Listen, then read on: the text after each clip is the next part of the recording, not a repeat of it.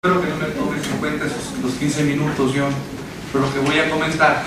John decía hace un momento que se han realizado pocos foros académicos para discutir el proceso electoral del 2012 y la sentencia de la resolución del Tribunal Electoral, y tiene toda la razón.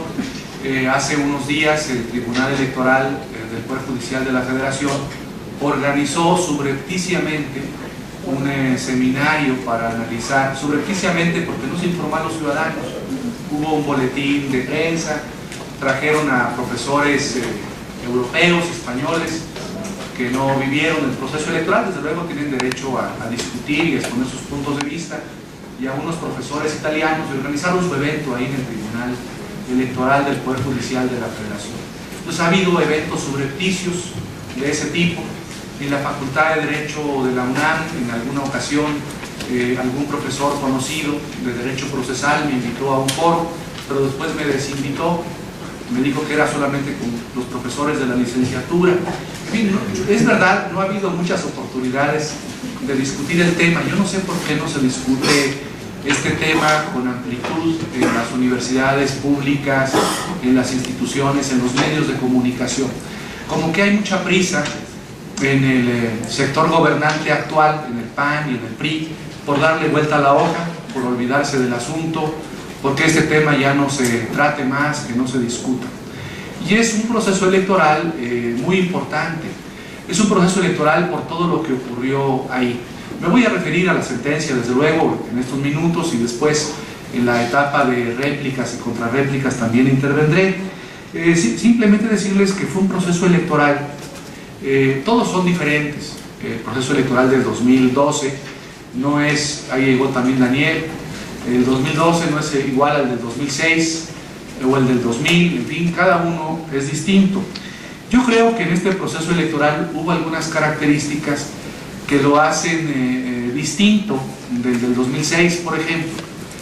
Creo que a diferencia del 2006, una diferencia de matiz pero importante, la presencia y el papel de los medios de comunicación electrónica fue más importante que en el 2006.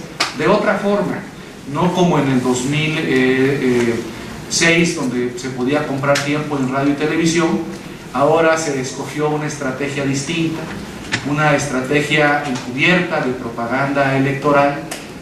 Bueno, una de sus manifestaciones fue el uso de las encuestas con fines electorales, pero fue una estrategia muy amplia, muy integrada, desde el año 2005, con el propósito de posicionar a Peña Nieto como el candidato invencible en la elección presidencial. Fue un proceso largo, lento, una estrategia mediática vinculada al PRI, vinculada al statu quo gobernante de México, a los grandes empresarios de este país, que decidieron que el futuro presidente de México, eso lo decidieron desde 2005, iba a ser Peña Nieto, y emplearon toda una estrategia en ese sentido.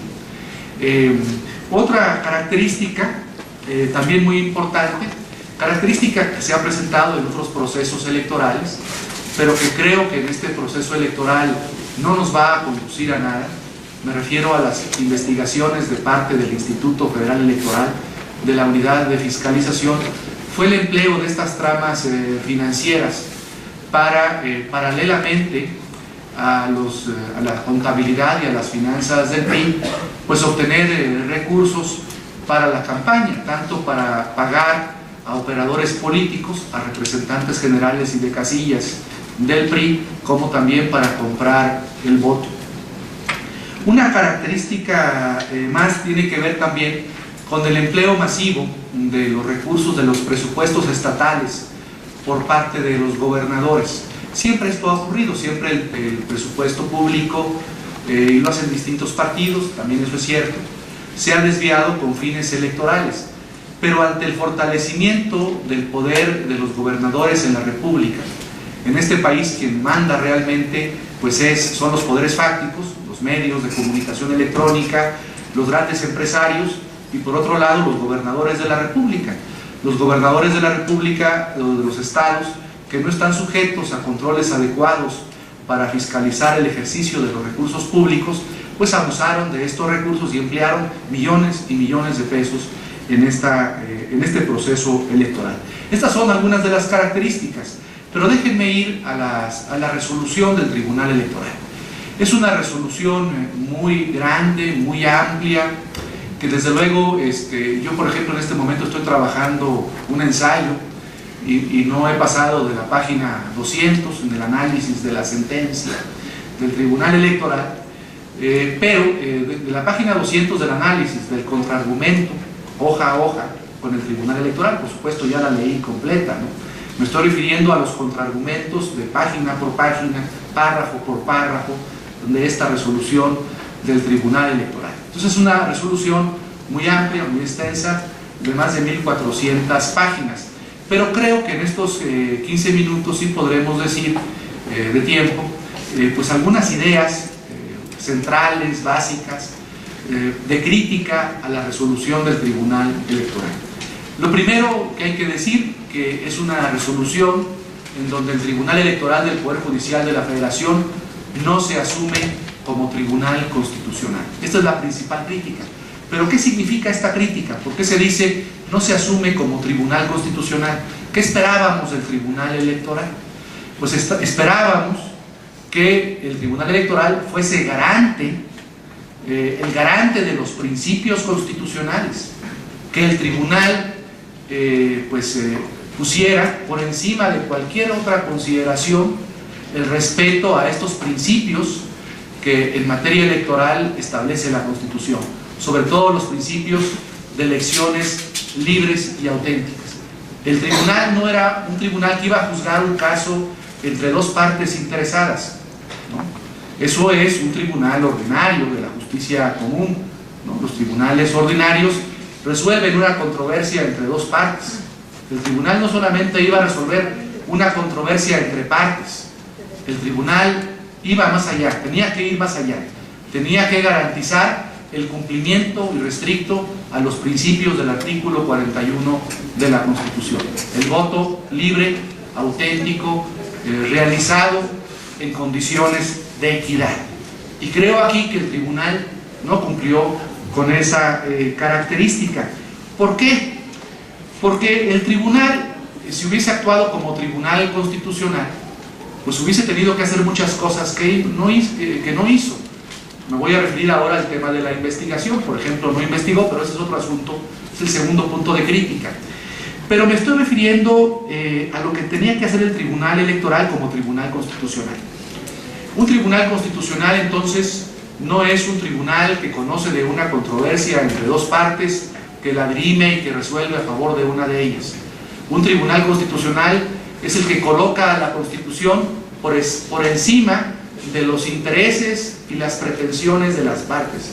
Es un tribunal que está ahí para que la Constitución sea efectiva, para que la Constitución sea normativa, para que la Constitución no sea un pedazo de papel no atendido, no garantizado, no satisfecho. Entonces, creo que esto el tribunal no lo realizó. ¿Y por qué digo que no lo realizó? Porque una de las funciones del Tribunal Electoral pues era también la de investigar. No es verdad, como en muchas de las páginas de esta resolución del tribunal, que la carga de la prueba fuese exclusiva de las partes. Desde luego las partes tenían que acompañar los elementos probatorios para justificar o para demostrar sus pretensiones. Pero en esta materia no solamente las partes tenían que probar.